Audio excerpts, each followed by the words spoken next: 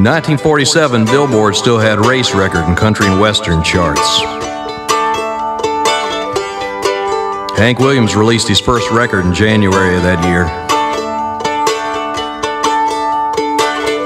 Alan Wolf met Junior Parker in 1947. They decided to start a band. I was born in Birmingham, Alabama in that year. Same year that Ronny Harris signed a contract with King Records. And Roy Brown either wrote or stole Good Rockin' Tonight, depending on who you talk to. He released it as a record. And in Tupelo, Mississippi, a 12-year-old Elvis Aaron Presley started taking his guitar to school every day. Now the radio has gone to hell. Hank Williams has gone to heaven. They ask you when rock and roll was born. You tell them 1947.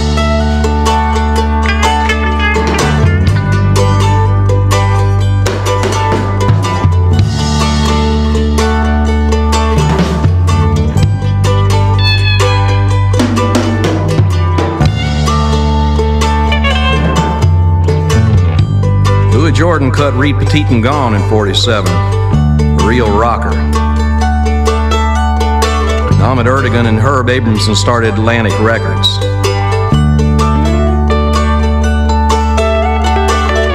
Johnny Otis pared down his big band and he moved home to L.A.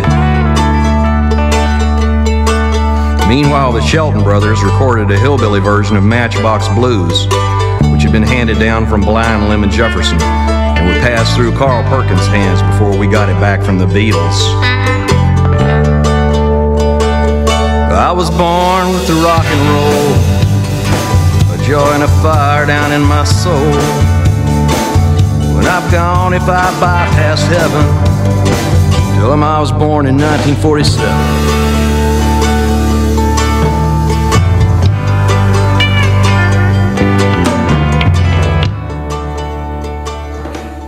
Tampa's always had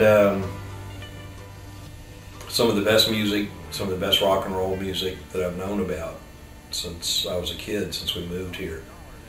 We moved here in 1954. When I was in the first grade. It was my idea to move here.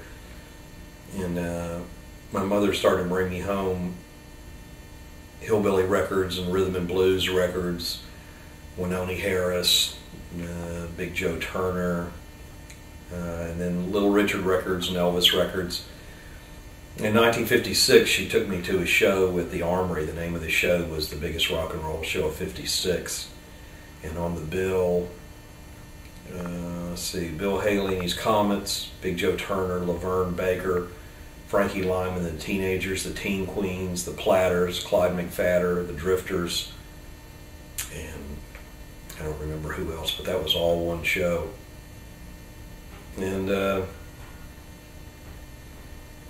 let's see, I guess Elvis was the big deal for some period of time for me, and Elvis played at the Armory 3 times over the years, and I guess 55 and 56. But there are always great shows here, great local bands. By the late 50s, early 60s, the Skyliners was just this incredible rhythm and blues band based out of Tampa, played here. Well, most of the guys in the band had played at one time or another with Ray Charles. He had lived here for some period of time in the early 50s to the middle 50s.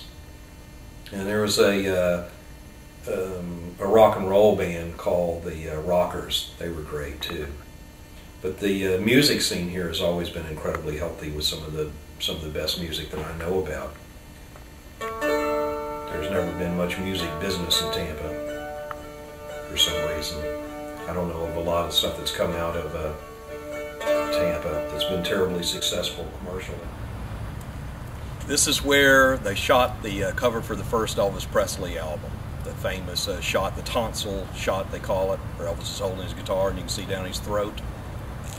It's the place where I've seen the best rock and roll that I've ever seen in my life. Hank Ballard and the Midnighters, Laverne Baker, Little Willie John, Sam Cooke, Big Joe Turner, Bill Haley and his Comets, Bo Diddley. I've worked here with Chuck Berry, Michael Bloomfield, the Allman Brothers. It's been the scene of a lot of the best shows that ever came to Tampa, and it's got a great history. As a matter of fact, that the ticket window here, when I was waiting in line, I must have been about 11 years old. Little Brenda Lee strolled up to me, asked me what time it was. Around the corner of the building there, I don't know what I was doing outside the afternoon of the show, but my friend Spencer and I were hanging around outside the Armory, and this whirlwind came around with chartreuse pants and no shirt, and this guy stuck his hand out and said, "Hi, I'm Jackie Wilson, what's your name?" Introduced himself and took us backstage, and we got to sit and hang around with Jackie Wilson for a while. Now the National Guard has given the building back to the city of Tampa. I don't know if there's going to be any more rock and roll here or not, or if there is any more rock and roll.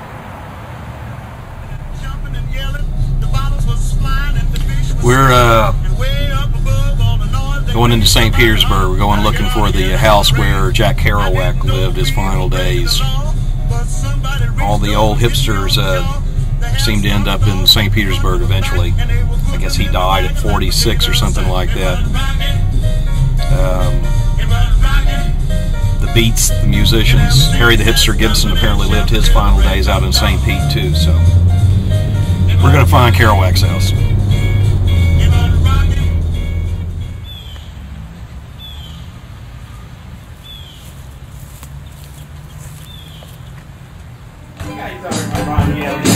Yes, we're ready for Dick Clark, an American band.